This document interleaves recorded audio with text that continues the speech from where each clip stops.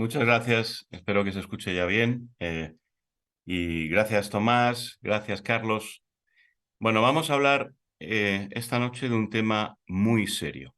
Estamos hablando de algo que es de los temas más serios de los que puede hablar la humanidad. Crímenes de lesa humanidad. En este caso, estamos hablando de la esclavitud. La esclavitud es un crimen de lesa humanidad, uno de los más graves, y hay que comprender primero por qué hablamos de esto. Porque se produce a escala masiva. Pensemos que en la balanza de pagos de Cuba, los ingresos por esclavitud en este trabajo que ahora voy a describir en el exterior, que se produce en muchas profesiones, son el 50% de la balanza exterior cubana. Es decir, estamos hablando de en torno de 6.000 millones de dólares a 11.000 millones de dólares, dependiendo del año, frente a un turismo nacional de Cuba, que mueve de 1.500 a 3.000 y poco millones de dólares como máximo. Es decir, estamos hablando de 3 y 4 veces esa partida de ingresos que muchos pensarán que sería la partida de ingresos más importante de la isla de Cuba. Pero es que la primera partida de ingresos de la isla de Cuba son los beneficios que se obtienen con la explotación laboral de personas en el extranjero que van y vuelven, trabajan en estado de esclavitud, jamás se escapan salvo en casos residuales, y ya veremos por qué, porque en eso estriba la esclavitud, ahora veremos por qué, y todo eso le genera unos beneficios brutales al régimen de Cuba, en base a la esclavitud pura y dura y el sufrimiento de cientos de miles de personas.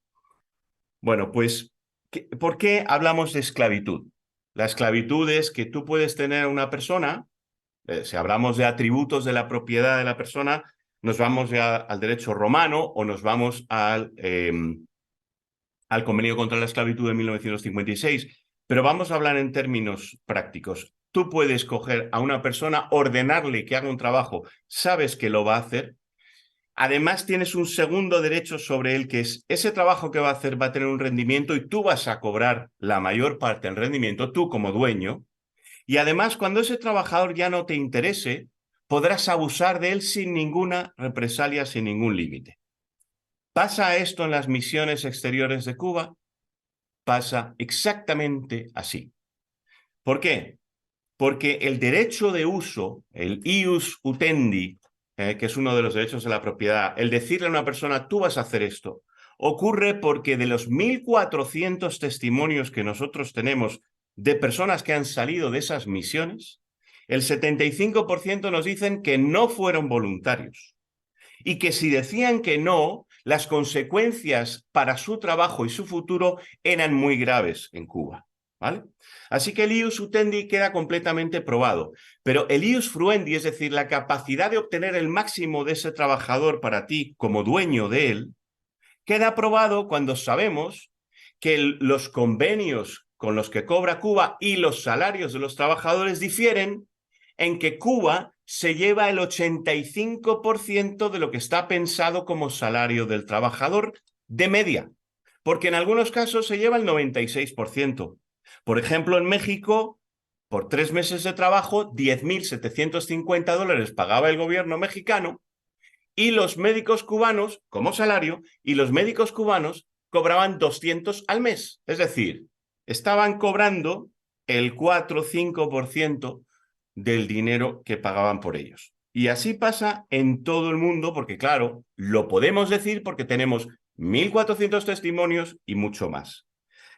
Además, esto afecta a entre 50.000 y 100.000 personas en todo el mundo que están trabajando para Cuba, digamos, para rendirle dinero a Cuba en el ámbito de la medicina, médicos, enfermeras, técnicos sanitarios, en el mundo de la seguridad, en el mundo de las artes, los artistas que van por todo el mundo van en las mismas condiciones, deportistas, profesores de deportistas, profesores en general, ingenieros, arquitectos. Estamos hablando de 50.000 a 100.000 personas generando salarios en el mundo desarrollado y en otros no tan desarrollados, pero a precios de mundo desarrollado, salarios de esas magnitudes, de las que el gobierno de Cuba cobra el 85% neto o el 90%. Es decir, un negocio increíble, pero es un negocio esclavo, claro. ¿Y cómo consiguen que los trabajadores no se les escapen al 100%? Pues muy fácil. Tienen un código penal que dicen que si dejas de trabajar en una misión en el exterior, tienes 8 años de prisión. Entonces, claro, además hacen otra cosa muy lógica del esclavista, y es que cuando mandan al trabajador a trabajar fuera, no le dejan ir con su familia, porque así, al tenerlos separados, tienen a la familia de rehén. Y bien, ¿qué es lo que pasa cuando el médico quiere dejar de trabajar en ese trabajo tan esclavo? Que no puede volver en 8 años a Cuba por prohibición de lo que la ley de migración dice ser un indeseable. El artículo 24.1 de la ley de migración dice que si eres un indeseable no puedes entrar en Cuba, aunque seas cubano. Y entonces los nombran indeseables porque los nombran desertores en los certificados consulares de estas personas. Oficiales les nombran desertores, dicen que no pueden volver a entrar en Cuba y demás, ¿vale?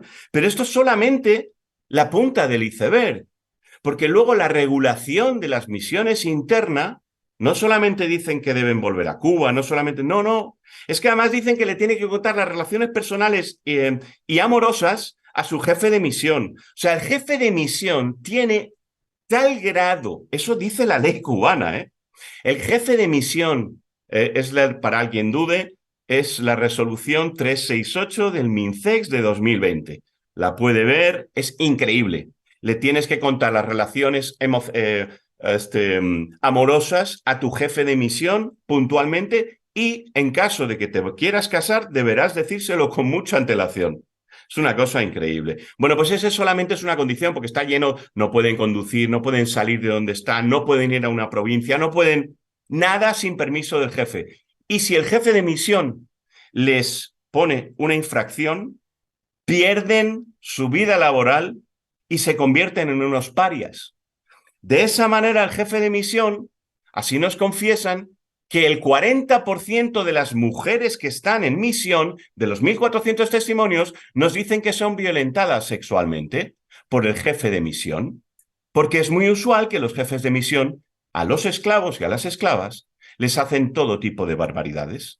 Entonces, esto es de lo que estamos hablando.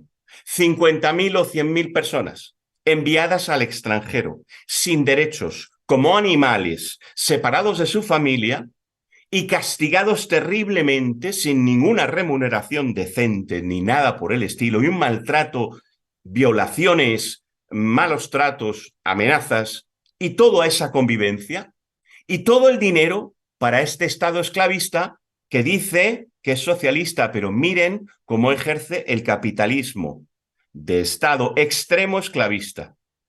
Estamos hablando de un régimen que podemos asemejarlo al fascismo, a Hitler, a Mao Zedong, a lo que queramos, menos a los derechos laborales y a los derechos de sus ciudadanos. Así que, sin más preámbulos, salvo indicar que esto mismo que he dicho yo lo ha condenado Naciones Unidas en el 2019 en una carta acusatoria que no tiene desperdicio. Recomiendo que la lean. Es la carta Al-6 del 6 de noviembre de 2019, dirigida a Cuba por 2 relatorías de Naciones Unidas.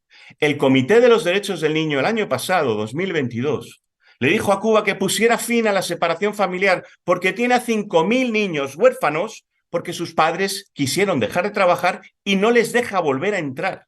Algunos han intentado entrar porque han tenido a sus hijos en hospitales, en operaciones graves, en situaciones muy duras, y no les han dejado entrar. En el aeropuerto les han dicho, usted es un desertor.